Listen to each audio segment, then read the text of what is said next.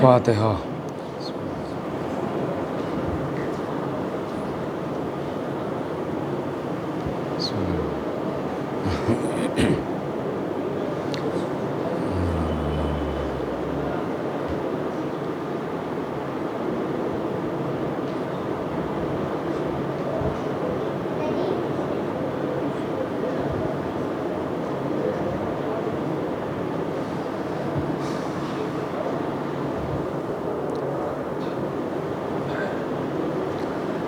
औज़ु बिल्लाहि मिन शर्रि शैतानिर रजीम।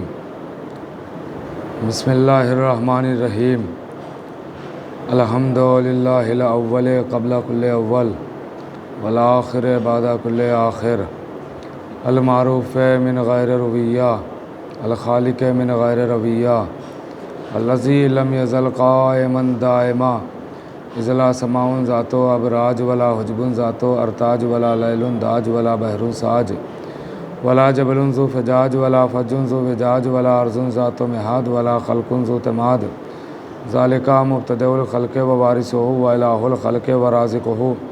अस्सलातु वस्सलाम अलन नबील उम्मील मकील मदनील करशील हाशिमी अब्तहित हामी सय्यदिल बही सिराजिल मुज़ी अल कौकबिद दुर्री अल बशीरिन नज़ीर सिराजिल मुनीर तोहरी ताहिर अद्दुर्रिल फ़ाखिर अल लमिज़ ज़ाहिर अल बहरिज़ ज़ाखिर अल मंसूरिल मुअय्यद अर रसूलिल मुसद्दद अल मुस्तफ़ल अमजद हबीब इलाहिल आलमीन अबी ज़हरा मुहम्मद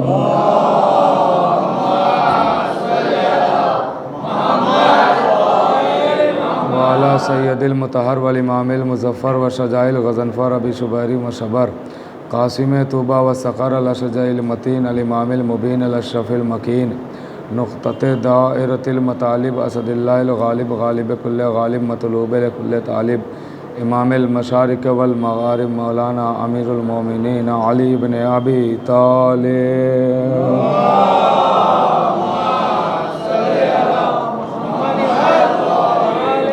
वाला सय्यदतिन निसाइल इंसियतिल हौरा उम्मिल आइम्मतिन नुक़बाइन नुजबा बिन्त खैरिल अंबिया अत्ताहिरतिल मुतहरा अल बतूलिल अज़रा अस्सिद्दीक़ा बिल अक़वाल अर्रज़िया बिल मक़ाला अल मर्ज़िया बिद दलाला अर्राज़िया बिल अदाला सय्यदतिन निस्वान हबीबते हबीबुर रहमान फ़ातिमतुज़ ज़हरा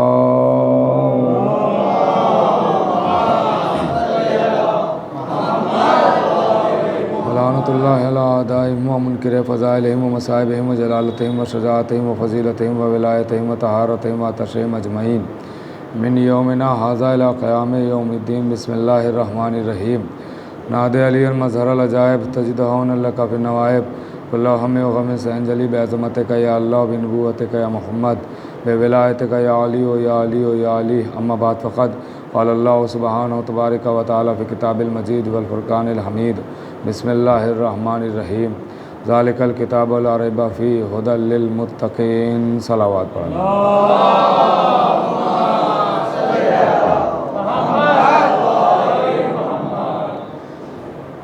मुअज़्ज़िज़ सामिन किराम अज़ादारन सय्यदुश शुहदा अलैहिस्सलातु वस्सलाम, आज ये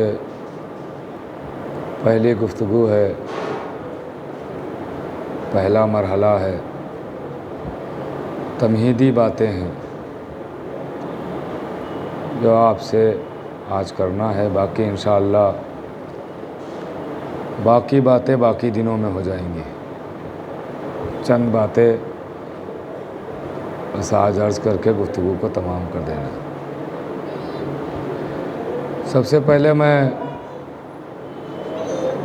जो हज़रात बाहर हैं उनसे गुजारिश करूँगा कि वो अंदर आ जाएं ताकि तमहीद में ज़्यादा वक्त न लेना पड़े और मैं मुकम्मल तरीके से आप तक बातें पहुँचा सकूँ।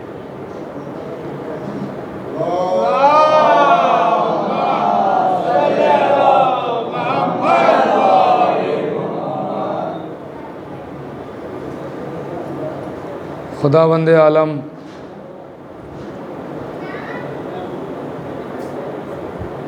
इरशाद फरमा रहा है, ये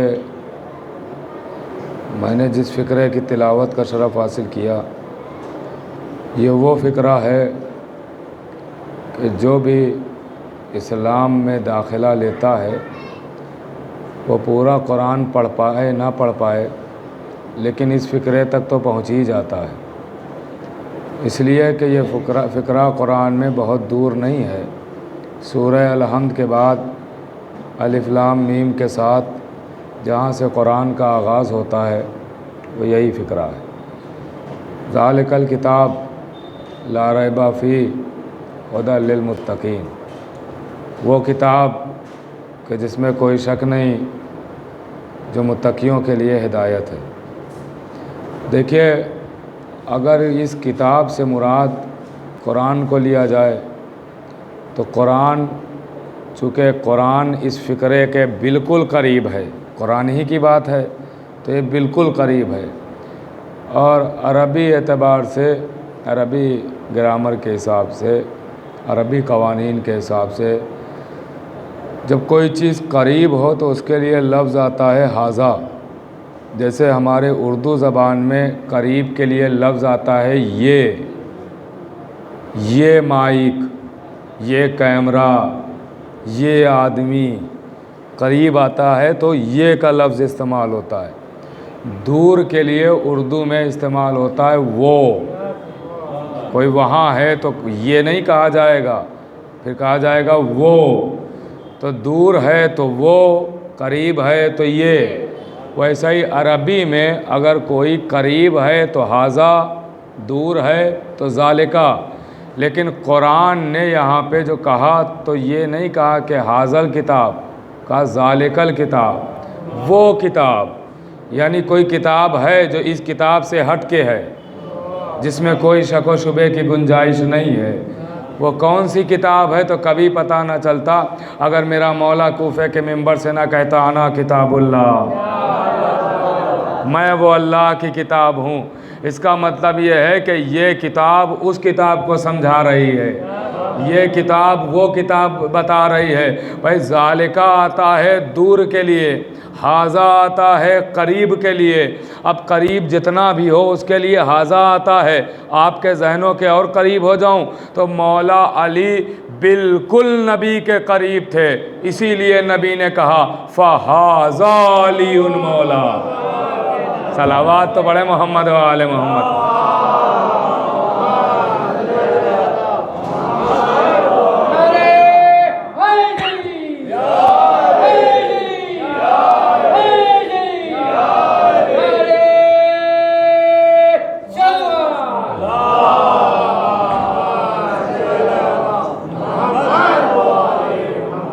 लफ्ज़ आया फ़हाज़ा अलीउन मौला, बिल्कुल करीब है ना, तो ज़ालिका नहीं कहा, हाज़ा अलीउन मौला। ये अली, ये अली उसका मौला है जिसका मैं मौला हूँ। तो अब गौर कीजिएगा। बहरहाल आज तमहीदी गुफ्तगू है और आज सिर्फ उन्वान समझाना है। इन मजालिस का जो मैंने उन्वान रखा है वो है हिदायत। हिदायत उन्वान है। अब कुरान कह रहा है, अब इस हिदायत को आप जहन में रखिएगा, इंशाअल्लाह बातें वाज़ेह होती चली जाएंगी। हेडिंग बता दी गई है, उसके बाद किताब के अंदर क्या है वो इंशाअल्लाह इन मजालिस में वाज़ेह होता रहेगा। तो कुरान कह रहा है हुदल लिल मुत्तकीन, कुरान हिदायत करेगा। अब यहाँ से जुड़ जाइएगा, कुरान हिदायत करेगा मगर किसको? मुत्तकीन को। एक शराब खाने में इंसान नज़र आया, उसको आप मुत्तकी कहेंगे? एक जुआ खाने में नज़र आने वाले को मुत्तकी कहेंगे? एक राह रात से भटके हुए को मुत्तकी कहेंगे? एक सिरात मुस्तकीम से इंसान दूर है उसे मुत्तकी कहेंगे? एक गुनाह पे गुनाह खुल्लम खुल्ला कर रहा है उसे मुत्तकी कहेंगे? का नहीं। तो मुत्तकी कौन है? का जो सही रास्ते पे चल रहा है, जो सीधे रास्ते पर चल रहा है। अब यहाँ से जुड़ जाइएगा, देखिए थोड़ा सा जहनों को आमादा रखिएगा। जो सही रास्ते पर चल रहा है वो मुत्तकी, जो राह मुस्तकीम पर चल रहा है वो मुत्तकी, जो नेक आमाल कर रहा है मुस्तकिल वो मुत्तकी। तो कुरान कह रहा है कि मैं हिदायत करूँगा मगर मुत्तकियों को। ये नहीं कहा मैं जलीलों को हिदायत करूँगा, मैं गुमराहों को हिदायत करूँगा, मैं भटके हुओं को हिदायत करूँगा, मैं राह रास्त से जो दूर है उन्हें हिदायत करूँगा। नहीं, कुरान कह रहा है मुत्तकियों को हिदायत करूँगा। ये तो वैसे ही बात हो गई जैसे कोई कहे कि हम डॉक्टर को डॉक्टर बनाएंगे, हम इंजीनियर को इंजीनियर बनाएंगे। भाई गौर फरमा रहे आप? तो भाई कुरान कह रहा है कि एक इंसान मुत्तकी है, तो जब मुत्तकी है तो इसका मतलब सही रास्ते पर चल रहा है।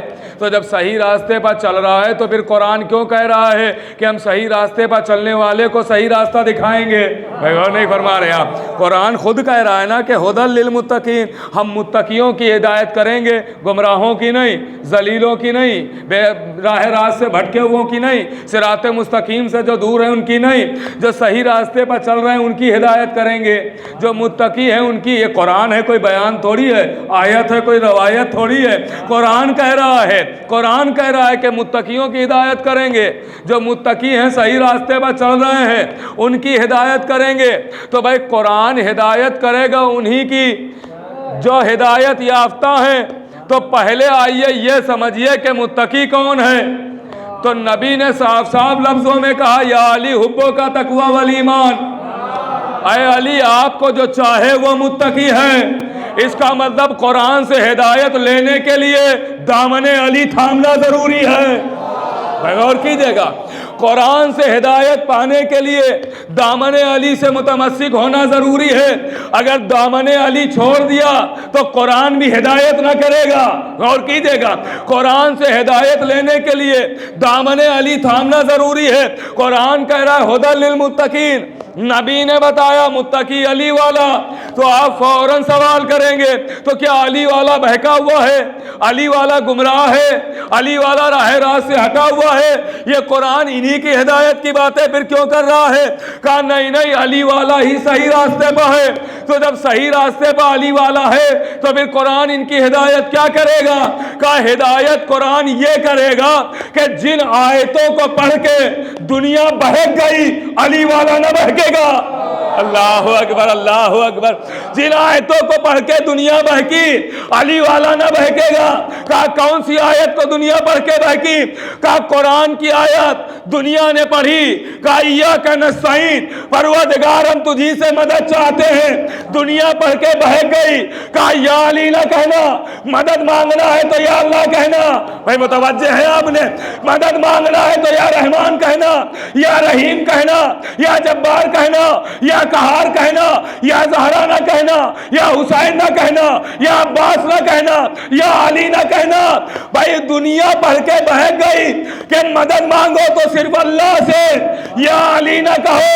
लेकिन अली वालों ने सिर्फ इय्याका नस्तईन नहीं देखा, खैबर का मैदान देखा, नबी के लम्हाए मुबारक देखे, लबों पर आई हुई नादे अली देखी। सलावत तो बड़ा मोहम्मद वाले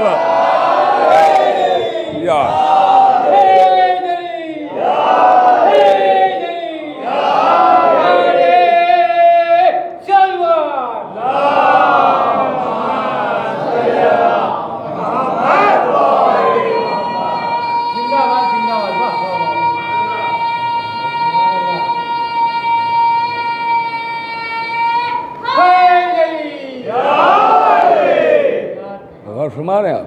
तो कुरान हिदायत इस माना में अली वालों को करेगा कि जिन आयतों को पढ़ के दुनिया बहकी, अली वाला नहीं बहकेगा।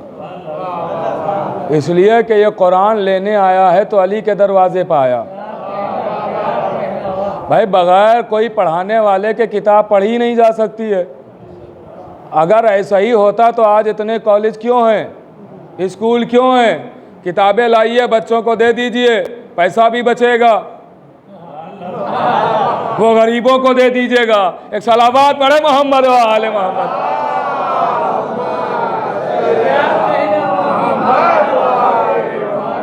भाई पैसा भी बचेगा। कहा नहीं नहीं, किताबें ला के दे देंगे, उससे काम थोड़ी चलेगा। किताब को पढ़ाने वाला भी तो होना चाहिए। बगैर पढ़ाने वाले के किताब समझ में नहीं आ सकती। अब ये है कि पढ़ाने वाला ज़रूरी है, मगर इसके लिए ये भी है कि जो जहाँ की किताब होती है वहीं का पढ़ाने वाला होता है। अगर दुनिया की किताब है तो पढ़ाने वाला भी दुनियावी, अगर वहां की किताब है तो पढ़ाने वाला भी वही का हो। सलावत तो बड़ा मोहम्मद वाले मोहम्मद।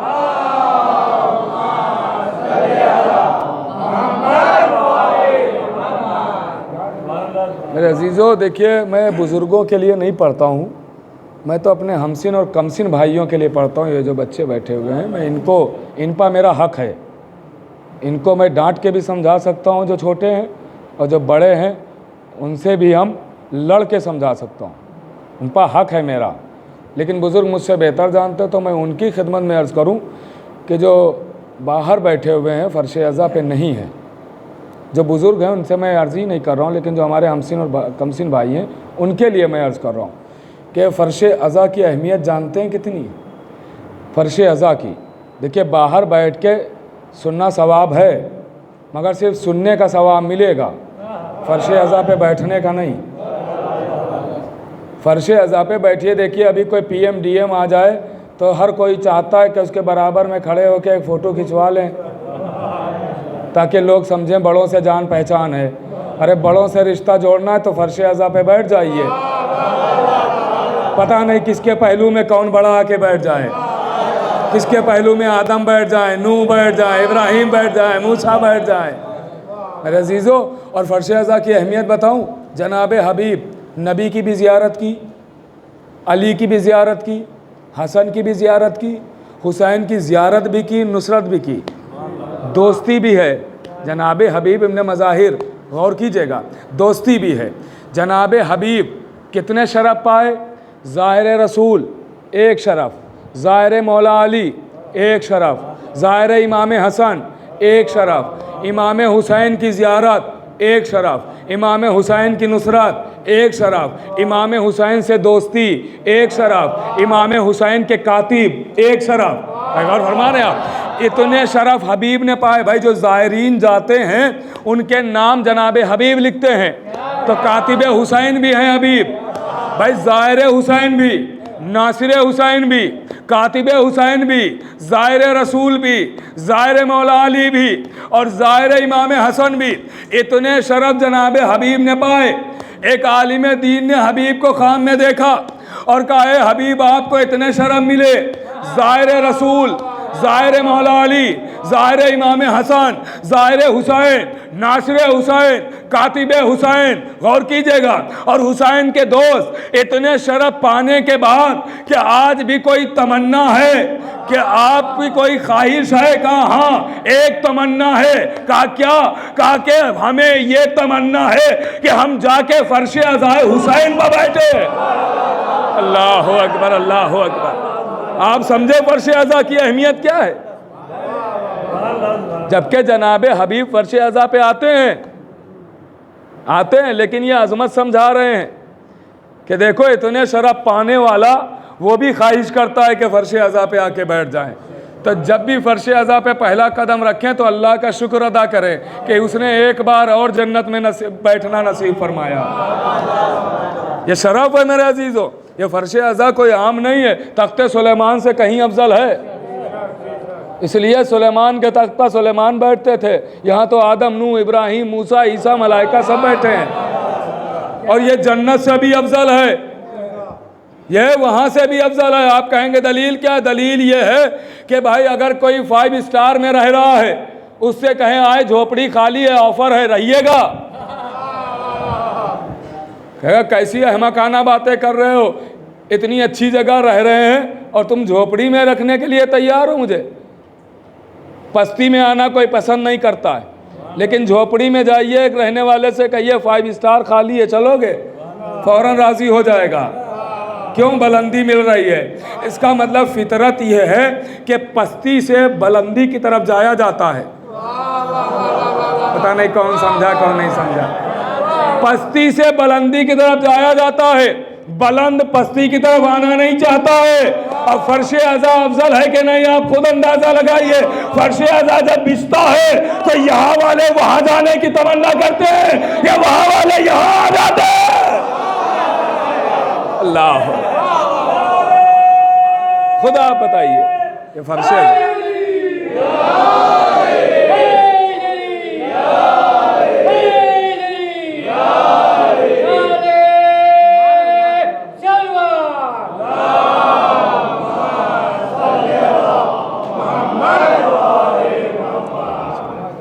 तो ये फ़र्श अज़ा की अहमियत है और इसकी अहमियत को बरकरार रखें, ये बहुत अहम शय है। देखिए, इंतज़ार हमेशा छोटे बड़े का करते हैं, बड़ों को इंतज़ार छोटे का नहीं करवाया जाता। गौर फरमा रहे हैं आप? अभी आप देख लीजिए, अगर कहीं पीएम आने वाला हो तो वहाँ का सीएम पहले पहुँचेगा। गौर फरमा रहे हैं आप? पब्लिक पहले पहुँचेगी। ऐसा नहीं है कि पीएम खड़ा हो कि सीएम आए मुझे लेने, नहीं, पीएम बाद में आएगा, सीएम पहले पहुँचेगा। गौर फरमा रहे हैं आप? पब्लिक पहले पहुँचेगी, इंतज़ार पब्लिक करेगी उसका। क्यों? का बड़ा है, छोटे इंतज़ार करेंगे, है ना? तो आप ज़रा खुद ही सोचिए कि फ़र्श अज़ा बिछता है तो शहज़ादी इंतज़ार थोड़ी करती हैं कि लोग आए तब मैं जाऊं। वो आके बैठ जाती हैं कि आपको अच्छा लगेगा शहज़ादी को इंतज़ार करवाते हुए। अगर अच्छा लगे तो आपका ज़मीर गवारा करे तो कोई बात नहीं, लेकिन अगर नहीं तो फ़र्श अज़ा पे इंतज़ार नहीं। शहज़ादी आ जाती हैं तो फिर हम भी आके बैठ जाएं, जैसे ही मजलिस शुरू हो फ़ौरन बैठ जाए, फिर इंतज़ार शहज़ादी को ना करवाएं, हम इंतज़ार आके करें शहज़ादी। गौर फरमाइएगा, ये मैं अपने बच्चों के लिए अर्ज़ कर रहा हूँ, इनको बताना बहुत ज़रूरी है। तो मैं अर्ज़ ये कर रहा था कि कुरान हिदायत है। आज तो सिर्फ उन्वान समझाना है, बाकी बातें इंशाअल्लाह कल से अर्ज़ करूँगा। कुरान हिदायत है मगर मुत्तकियों के लिए। अब यही कुरान कह रहा है कि हर खुशकोतर मेरे अंदर मौजूद है। ये कुरान का दावा है। कुरान कह रहा है हर खुशकोतर मौजूद है। इसका मतलब ये है कि कुरान के अंदर कोई चीज़ कायनात की ऐसी नहीं है कि जो ना हो। मुतवज्जे है ना? हमें नज़र आए या ना आए, हमारी गुनहगार आंखें देख पाएँ ना पाएँ, मगर कुरान में चीज़ है, क्योंकि कुरान कह रहा है हर खुशकोतर है। देखता हूँ नतीजे पर कौन कैसे सराहता है, गौर कीजिएगा। भाई कुरान में हर शय मौजूद, और ये कुरान का दावा है कि हर खुशकोतर मेरे अंदर मौजूद है। हर सवाल का जवाब कुरान में, हर मरज़ का इलाज कुरान में, हर बीमारी की दवा कुरान में, हर लाइलाज का इलाज कुरान में। कुरान में कोई ऐसी शय नहीं है जो ना हो। वो अलग बात है हम देख पाएँ या ना देख पाएँ, मगर मौजूद है। जैसे हम देख नहीं पा रहे हैं मगर इमाम है, गौर कीजिएगा, हम देख पाए ना पाए मगर इमाम मौजूद है। वैसे ही कुरान में हर शय है, कुरान का दावा। तो भाई कुरान में हर शय, आसमान की बातें कुरान में, ज़मीन की बातें कुरान में, फिजा की बातें कुरान में, हवा की बातें कुरान में, घटा की बातें कुरान में, जिन्नातों की बातें कुरान में, इंसानों की बातें कुरान में, पहाड़ों की बातें कुरान में, हूरों की बातें कुरान में, रिलमान की बातें कुरान में, कौसर की बातें कुरान में, सलसबील की बातें कुरान में। भाई कुरान में कोई ऐसी शय नहीं जो मौजूद ना हो। और यह भी नहीं है कि कुरान को पता नहीं है कि उसके अंदर क्या क्या है। अगर पता ना होता तो कुरान कभी यह दावा ना करता कि मेरे अंदर हर शय मौजूद। यह दावा करना बता रहा है कि कुरान को पता है कि मेरे अंदर सब कुछ है, मगर पता होने के बावजूद कुरान ने आज तक एक बार नहीं कहा जो पूछना है वो मुझसे पूछो। अल्लाहु अकबर, अल्लाहु अकबर। सलावत तो बड़ा मोहम्मद वाले मोहम्मद।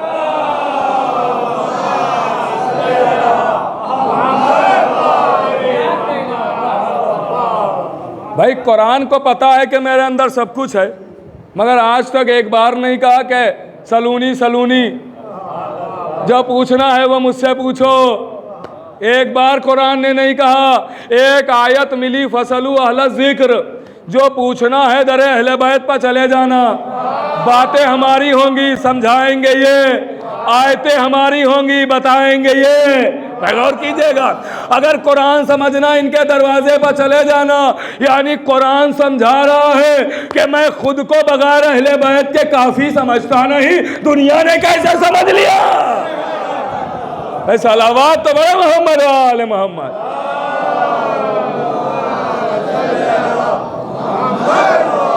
बगैर पढ़ाने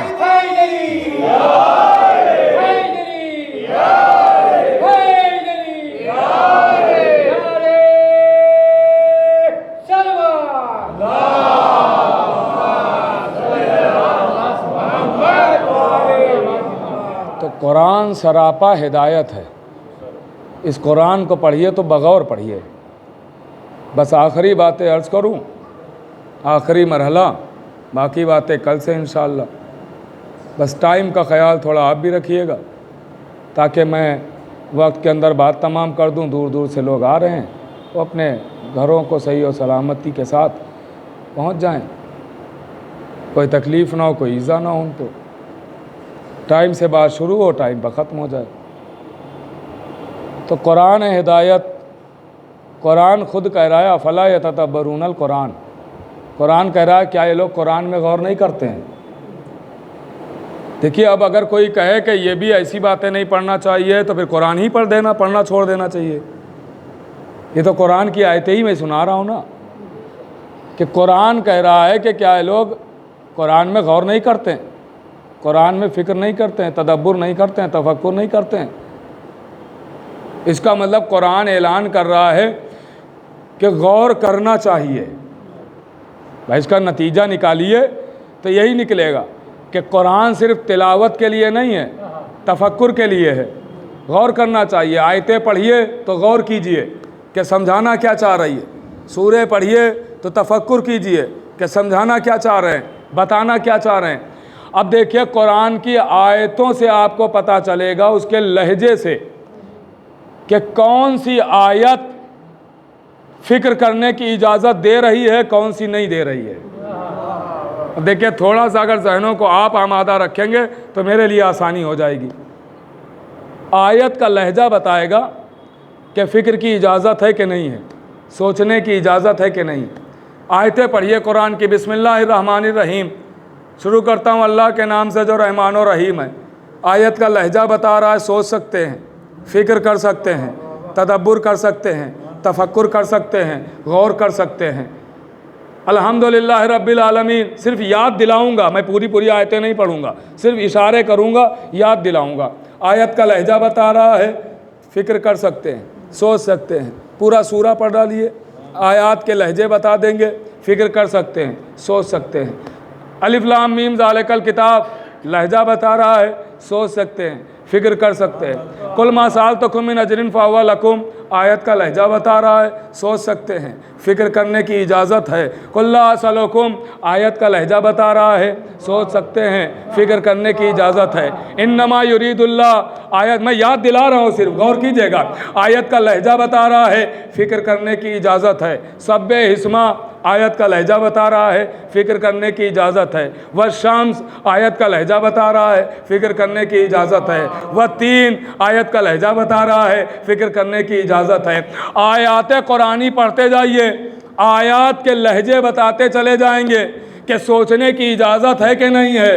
अब आयतें पढ़ते पढ़ते एक मकाम पे पहुँचे, इरशाद हुआ या अय्युहर रसूलो बल्लिग मा उन्ज़िला इलैका मिन रब्बिक, ए रसूल पहुंचा दो जो तुम पे नाजिल किया जा चुका है। अगर ना पहुंचाया तो कोई कार्य रिसालत अंजाम नहीं दिया।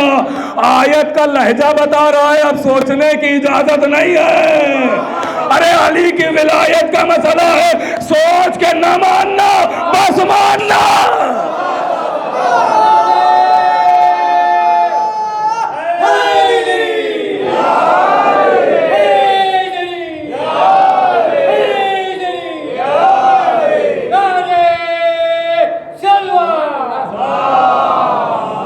के लहजे बता दो।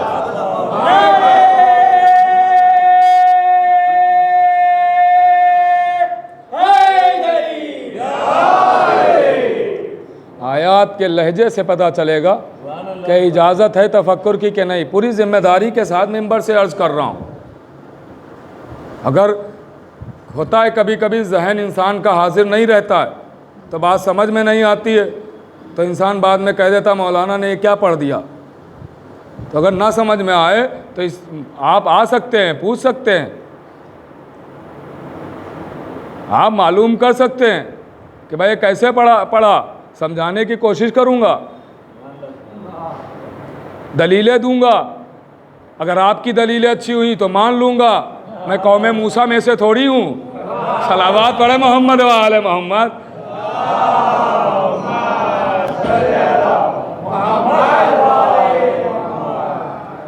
भाई देखिए ये इल्म इसी का नाम है ना, यहाँ जिद थोड़ी बताई जाती है, कोई जिद्दी थोड़ी होता है,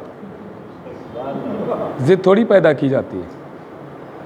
या आले मोहम्मद के फ़ज़ाइल हैं, पहुँचाने की कोशिश की जा रही। आप यही सोच रहे होंगे ना कि मौलाना ने तो बताया था हिदायत उन्वान है, सुना रहे हैं फ़ज़ाइल। यही सोच रहे हैं ना कि बताया कि हिदायत है उन्वान, कहाँ हिदायत कहाँ फ़जीलत। अरे भाई यही तो कहा जा रहा है कि इंसान आज तक समझ ही नहीं पाया कि हिदायत किससे होगी। ये बताइए आइम्मा के पास, अहले बैत के पास, नबी के पास जितने लोग आए उन्होंने क्या देख के कलमा पढ़ा, उनको क्या देख के हिदायत मिली? का अहले बैत के मोजज़े, अहले बैत की फजीलत।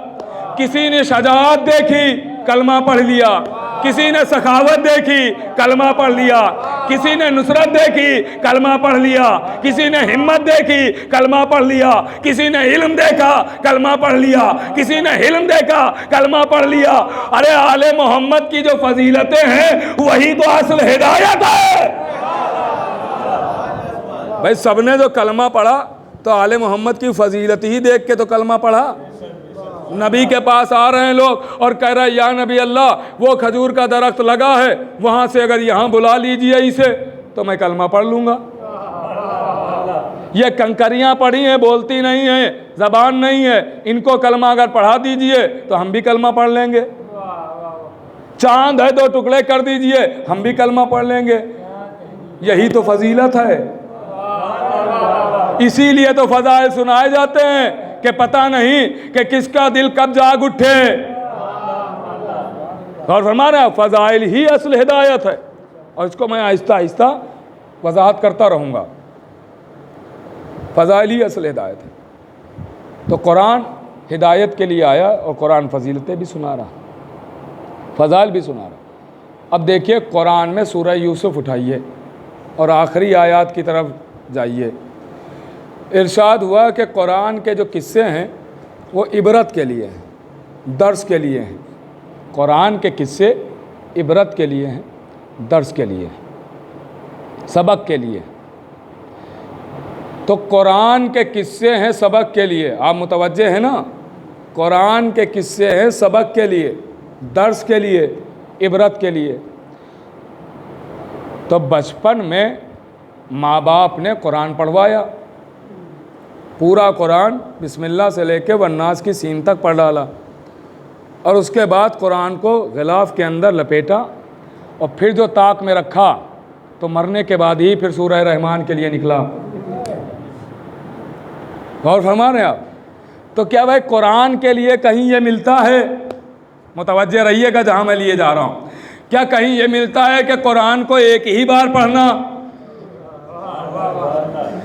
एक ही बार कुरान को पढ़ना कहीं ये मिलता है रवायत में, आयत में, किताबों में? कहा नहीं, ये तो नहीं मिलता है कि कुरान को एक बार पढ़ना, ये ज़रूर मिलता है कि कुरान को बार बार पढ़ना।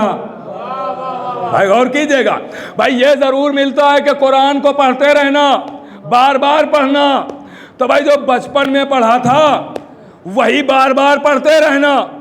कुरान में किस्से वही है सब कुछ, मगर ये इरशाद हुआ किताबों में, ये है बाकायदा कि कुरान को एक बार ना पढ़ना, जिंदा रहना तब तक पढ़ते रहना। जबकि वही सब कुछ है, ऐसा नहीं है कि बचपन का कुरान अलग, जवानी का कुरान अलग, बुढ़ापे का कुरान अलग। कहा नहीं, कुरान वही है, वही आदम का किस्सा, वही नूह की बातें, वही इब्राहिम के वाकयात, वही मूसा का किस्सा, वही इब्लीस का झगड़ा। भाई गौर कीजिएगा, कुरान में सब कुछ वही है, मगर कहा गया बार बार पढ़ना। क्यों पढ़ना? भाई जब वही है जो बचपन में पढ़ा तो पढ़ तो चुके हैं, अब बार बार पढ़ने की क्या जरूरत? का पढ़ते रहना ताकि दर्स मिलता रहे। का काहे का दर्स मिलता रहे? का आदम का किस्सा पढ़ो तो शैतान की बात आएगी, इब्राहिम का किस्सा पढ़ो तो नमरूद की बात आएगी, मूसा का किस्सा पढ़ो तो फिरौन की बात आएगी। गौर कीजिएगा, ये किस्से पढ़ते रहना क्यों?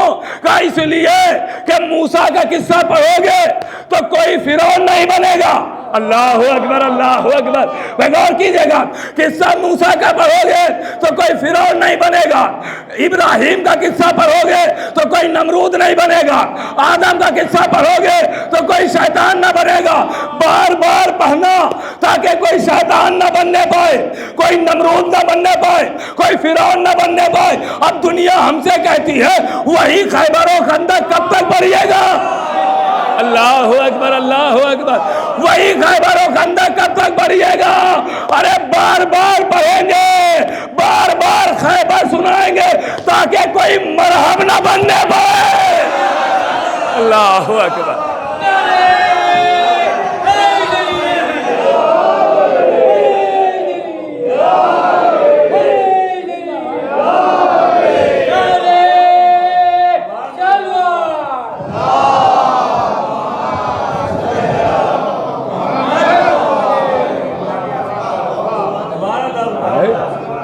यहूदियों का सरदार है, अरब यहूदियों का सरदार है।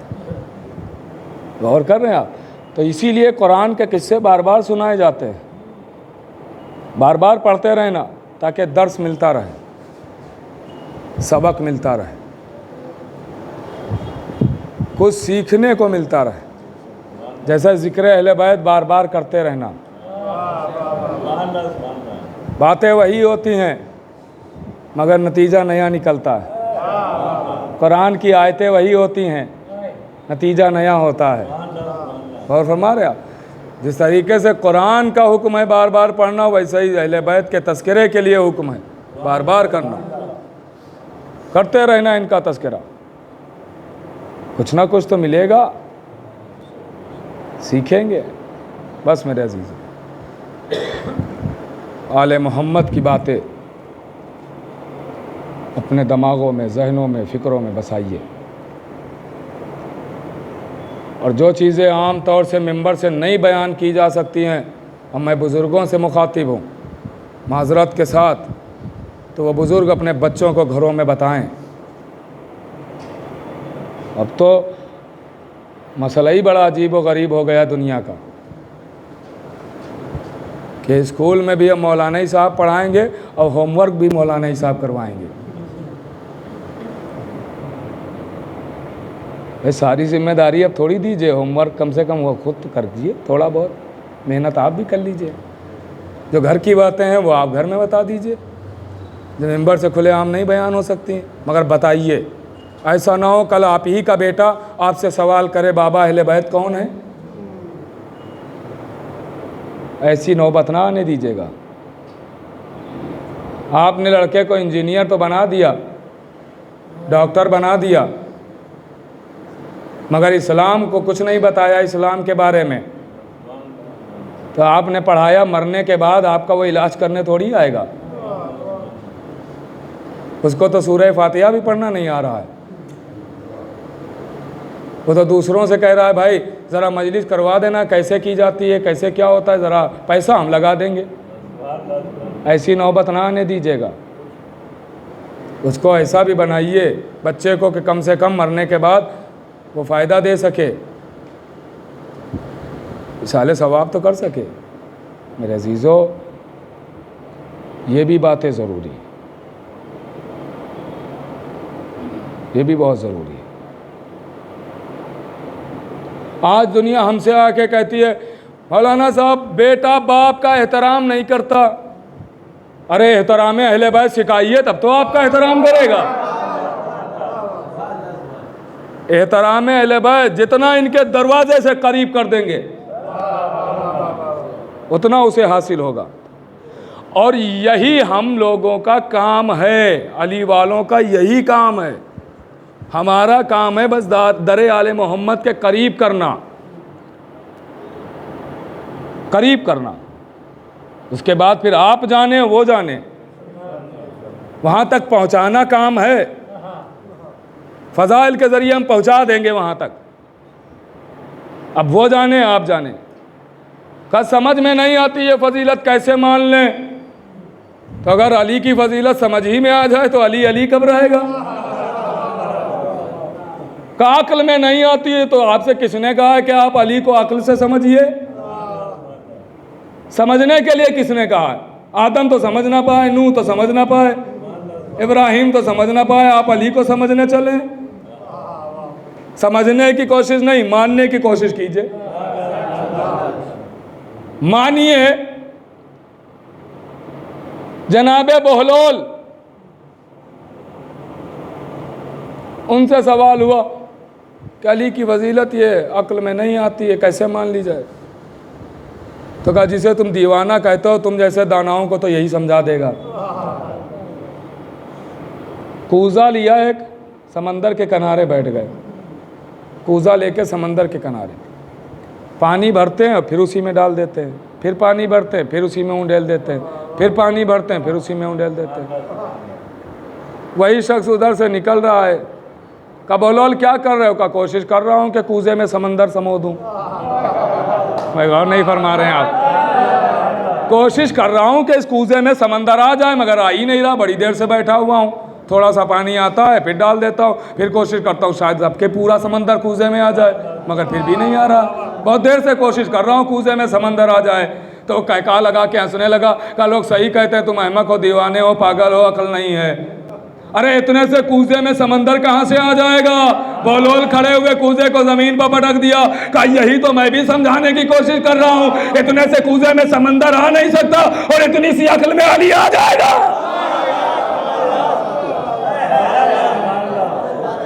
यही तो मैं भी समझाने की कोशिश कर रहा हूँ। मेरे अजीजों, मानने की कोशिश कीजिए। मैं आज ही, मैं वैसे तो ख़त्म कर रहा था, लेकिन एक बात और मैं आपको सुनाता हूँ आज ही, ताकि ये आगे के लिए फ़ायदेमंद। ये भी रवायत है कि अहले बैत का इरफान हासिल करो, और ये भी रवायत है कि कोई इनकी मारिफत हासिल कर ही नहीं सकता। गौर कीजिएगा, ये भी है कि मारिफत हासिल करो, और ये भी है कि कोई मारिफत नहीं हासिल कर सकता। तो भाई जब हासिल हो ही नहीं सकती एक चीज़, तो उसकी तरफ बढ़ें क्यों? भाई एक चीज़ हमें नहीं मिल सकती है, पता है नहीं मिल सकती है, तो कोशिश करने का फ़ायदा क्या है?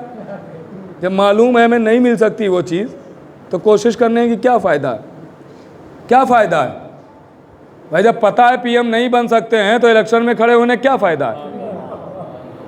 पर फरमा रहे हैं आप, जो चीज़ कर सकते हैं, जिस मंजिल तक पहुंच सकते हैं, वो जहन में रखें। तो रवायत ये भी है कि मारिफत हासिल करो, और रवायत ये भी है कि मारिफत कोई हासिल नहीं कर सकता, और दोनों मोतबर हैं, दोनों सही हैं, दोनों रवायतें सही, दोनों मोतबर हैं। हासिल करो मारिफत, ये भी सही, कोई मारिफत नहीं हासिल कर सकता, ये भी सही। तो अब दोनों सही को जमा कैसे किया जाए? क्योंकि दोनों तो एक दूसरे के अपोजिट हैं, अलग अलग हैं, ज़िद हैं। एक कह रही रवायत हासिल करो मारिफत, एक रवायत कह रही नहीं हासिल हो सकती। तो उसकी मिसाल यही है, समंदर और कूज़ा। समंदर और कूज़ा यही मिसाल है उसकी, कि कूज़ा लेके आप समंदर के किनारे गए, कोशिश कर रहे हैं कि समंदर कूज़े में आ जाए, पता है नहीं आएगा, मगर कोशिश कर रहे हैं कि कूज़े में समंदर आ जाए, नहीं आएगा, मगर जितना कूज़ा है उतना तो समंदर आ ही जाएगा। अल्लाह अकबर, जितना कूज़ा है उतना तो समंदर आ ही जाएगा। इसीलिए कहा गया है कि मारिफत के लिए आगे बढ़ो, मारिफत कोई हासिल कर ही नहीं सकता। अरे मारिफत के लिए आगे बढ़ो तो जितना ज़र्फ है उतना तो मारिफत हो ही जाएगी। सलावत तो बड़े मोहम्मद व आले मोहम्मद। जितना ज़र्फ है उतना, जितना ज़र्फ है उतना तो समझ में आ ही जाएगा। हम समझ गए ये दोनों रवायतें कैसे सही, बढ़िए तो सही। बस मेरे अजीज़, ये फ़ज़ाइल इसीलिए बयान होते हैं ताकि मसाइब में रो सके। इस फ़ज़ाइल की इम्पोर्टेंट जानते हैं आप, अहमियत जानते हैं? फ़ज़ाइल क्यों बयान होते हैं? आज बताइए हिंदुस्तान में कितने लोग मर गए? देखिए न्यूज़, पढ़े अखबार का, बहुत लोग मर गए। अस्पतालों के दरवाज़ों पर खड़े हो जाइए तो लाशों पर लाशें, रोड से गुजरिए तो न जाने कितने एक्सीडेंट, बहुत मर गए। आपने खुद सुना होगा न जाने कितने लोगों के मरने की खबर। मगर ये बताइए, खबरें आपने बहुत सुनी मरने वालों की, रोए कितने पर, कितनों पर रोए आप, गिरिया कितनों पर किया। जो दुनिया आज कह रही है ना कि फ़ज़ाइल ज़ाकिर खुतबा उलमा आते हैं, फ़ज़ाइल सुना के वाह वाह लेके चले जाते हैं, आज मैं फ़ज़ाइल बता रहा हूँ आपको कि क्यों बयान होते हैं, इसकी अहमियत क्या है फ़ज़ाइल की। ये फ़ज़ाइल वाह वाह सुबहान अल्लाह के लिए नहीं होते हैं, ये तो अली वाले खुश होते हैं तो इनका खून नहीं मानता है जो सुबहान अल्लाह कह देते हैं, वरना फ़ज़ाइल की अहमियत जानते हैं क्या है। कितनों पर रोए बताइए, हिंदुस्तान में इतने लोग मर गए, इंसान है ना, हादिसे सुने आपने, दर्दनाक मौतें भी देखी, कितनों पर रोए, का किसी पर नहीं रोए, सुना रोए नहीं, पड़ोसी मर गया चिल्ला के रोने लगे। भाई तो जो इंसान बॉम्बे में मरा था वो भी इंसान ही था, और पड़ोस में जो मरा वो भी इंसान, पड़ोसी पर रोए, जो बॉम्बे में मरा उस पर क्यों नहीं रोए। कहा चूँकि हम उसे जानते नहीं हैं, इसे जानते हैं। रोए किस पर, जिसे जानते हैं, नहीं रोए उस पर जिसे नहीं जानते हैं। इसका मतलब यह है कि गिरिए का ताल्लुक जान पहचान से है, जिसे इंसान जानता होता है उस पर होता है, पहचानता है। भाई ये फितरत से बात कर रहा हूँ ना, जिसे इंसान जानता और पहचानता है उसी पर होता है। अगर नहीं जानता है, नहीं पहचानता तो नहीं रोएगा, कहीं भी मरे नहीं रोएगा। लेकिन अगर जान पहचान है तो फ़ौरन रो देगा, फ़ौरन आंसू आ जाएंगे। अब समझे फ़ज़ाइल क्यों सुनाए जाते हैं, इसीलिए सुनाए जाते हैं कि फ़ज़ाइल के ज़रिए पहले अहले बैत को पहचानिए, ताकि जैसे ही मसाइब शुरू हों फ़ौरन आपकी आंखें नम हो जाएं। गैर कौम का कोई फ़र्द मिले, आप कहिए हुसैन मार दिए गए, कभी नहीं रोएगा, कभी नहीं रोएगा। लेकिन उसे बताइए ये दोषे रिसालत का सवार है, इसके लिए नबी ने सजदे को तूल दिया, जिब्रील झूला झुलाते थे, चक्की इसके घर की मलाइका चलाते थे। अब जब कहेंगे वो हुसैन मार दिया गया तो वो भी रोने लगेगा। क्यों? फ़ज़ाइल सुन चुका है, फ़ज़ाइल के ज़रिए पहचान चुका है वो। अब फ़ज़ाइल की अहमियत समझे। जब तक फ़ज़ाइल नहीं होंगे आप पहचानेंगे नहीं, जब तक पहचानेंगे नहीं आंसू नहीं बहेंगे। आंसुओं का ताल्लुक़ फ़ज़ाइल से है, इसकी अहमियत को समझें। इसीलिए चौथे इमाम ने दरबार यजीद में पहले अपने तारुफ़ के लिए फ़ज़ाइल सुनाए, तारुफ़ कराया, फ़ज़ाइल सुनाए, पहचानवाया अपने को कि मैं कौन हूँ। इसको समझिए मेरे अज़ीज़ों, क्या अहमियत है। सब लोग रोने के लिए जमा हुए। खुदा आपको सलामत रखे, जज़ा दे, बीबी आपकी आमद को कबूल करें। ज़्यादा से ज़्यादा शिरकत करें मजालिस में, इसलिए कि इस साल तो अंदाज़ा कुछ ना कुछ साहिबाने एहसास को तो अंदाज़ा हो ही गया होगा कि आज़ादारी कितनी अहम है। हर साल जैसे नहीं मनाते थे जैसे वैसे अब की नहीं मना पाए ना, इस वबा की वजह से। तो इस साल कुछ तो एहसास हुआ होगा कि आज़ादारी की अहमियत क्या है। मैं तो इधर उधर जा रहा हूँ ना मजलिस पढ़ने, लोग मिलते हैं ना, जब बुज़ुर्ग कोई मिलता है तो मिलता बाद में है, दरवाज़े से देखी कि रोने लगता है। और वह यही कहता है कि मौलाना अगर मर गए इस साल तो हसरत रह जाएगी, मुहर्रम नहीं कर पाए, जैसा हर साल करते थे वैसा रो नहीं पाए अब की। आज़ादारी की अहमियत समझिए मेरे अज़ीज़ों, बहुत अजीम नेमत है। बस आज सिर्फ मैं उतने मसाइब भी नहीं पढ़ूँगा, बस चंद जुमले सुनाता हूँ, वक्त हो गया है काफ़ी, चंद जुमले सुनाता हूँ, गुफ्तगू तमाम। काफ़िला जब असीर होके चला तो रवायत कहती है कि जब काफ़िला एक मंजिल पर पहुंचा, ऐसी मंजिल पर कि जहां सबके गलों को खोल दिया गया था, जो आप सुनते रहते हैं कि सबको अलग अलग ऊँट पर बिठाया गया था, सबके गले खुले हुए हैं। इस मंजिल पर जब काफ़िला पहुंचा, रोका गया, तो शिमर ने अपना खैमा लगाया और अपने सिपाहियों को खैमे में बिठाया और आले रसूल को धूप में बिठाया। आले रसूल धूप में हैं, अपने सिपाहियों को खैमे में बिठाया। लीजिए, रवायत कहती है, अजीज़ों, अरब की धूप तो जानते होंगे ना, सुना तो होगा, जो गए हैं उन्होंने देखा भी होगा। पहले अपने यहाँ का तो मुझे इतना नहीं पता है, यूपी की ख़ास करके धूप मई जून में वो शिद्दत की धूप होती है कि मई जून में अक्सर दोपहर में माएँ अपने बच्चों से कहने लगती हैं, बेटा बाहर ना जाना, चेहरे झुलस जाएंगे। इतनी शिद्दत की धूप होती है। उस धूप में आप एक लोहे का राड लीजिए, टुकड़ा लीजिए और 5-6 घंटे अपनी छत पे डाल दीजिए धूप में, और उसके बाद जाके उठा लेना। का उठाया नहीं जाएगा, हाथ में छाले पड़ जाएंगे। उठाया नहीं जाएगा, छाले पड़ जाएंगे। क्यों? का धूप की शिद्दत की वजह से वो लोहा बहुत जल रहा होगा। अल्लाह अकबर, एहसास कीजिएगा तो बहुत रोएंगे। का वो लोहा बहुत जल रहा होगा शिद्दत धूप की वजह से, छाले पड़ जाएंगे।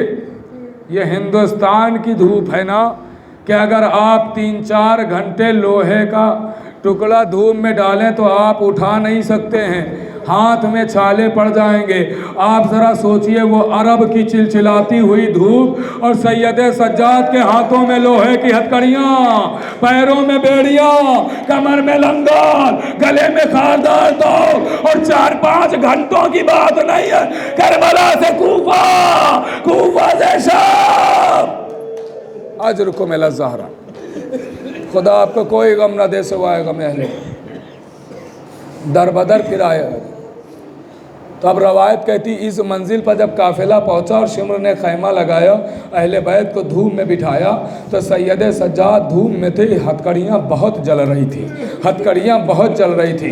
सैयद सज्जाद ने सोचा, लाओ थोड़ी देर जो शिमर ने खैमा लगाया है इसकी पुष्ट पर साए में बैठ जाए, ताकि हथकड़ियाँ ठंडी हो जाएं, हम फिर आके धूप में बैठ जाएंगे। अभी सैयद सज्जाद साए में पहुँचे ही थे कि जंजीरों की झनकार शिमर तक पहुँच गई। वो ताजियाना लहराता हुआ आया, सैयद सज्जाद की पुष्ट पर ताजियाने मार के कहता है, सज्जाद तुम्हारी जगह ये नहीं है, सज्जाद तुम धूप में बैठो। इधर सैयद सज्जाद धूप में आए, इधर से बस मजलिस तमाम हो गई, इधर ज़ैनब से ये मंजर ना देखा गया। ज़ैनब ने एक एक बीबी को बुलाया, आवाज दी, उम्मे कुलसूम मेरे पास आओ, रबाब जल्दी आ जाओ, रुकैया तुम भी आ जाओ, फिज़ा जल्दी आ जाओ। एक एक बीबी को बुलाया, आवाज दी, बेटा सज्जाद तुम बीच में बैठ जाओ, हम चारों तरफ तुम्हारे खड़े हो जाते हैं, ताकि तुम पर इतना साया कर सके कि तुम्हारी हथकड़ियां ठंडी हो जाए।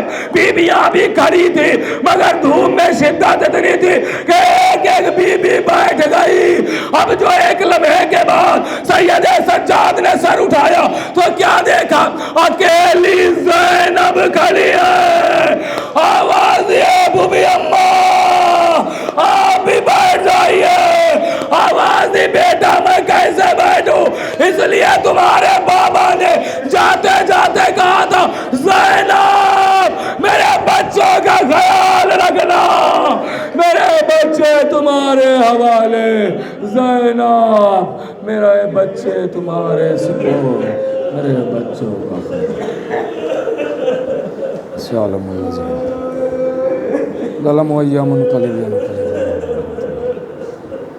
परवरदिगार तुझे वास्ता मोहम्मद वाले मोहम्मद का हमारी इस इबादत को कबूल फरमा, हमारे गुनाह कबीर और गुनाह सगीरा को माफ़ फरमा, बे औलाद ने औलाद अता फरमा, बेरोज़गार ने रोज़ी ना दे, मकरूज़ उनके कर्ज़ को दा, बीमार ने शिफाए का, यहाँ जहाँ भी शियान हैदर करार उनकी जान माल इज़्ज़त की हिफाज़त, यहाँ जहाँ भी दुश्मन अहले बैत उनको निस्तमा, जो बेनमाजी उनको नमाज की तौफ़ीक़ अता फरमा, जो हज ज़ियारत के मुश्ताक़ उनको हज ज़ियारत से मुशर्रफ।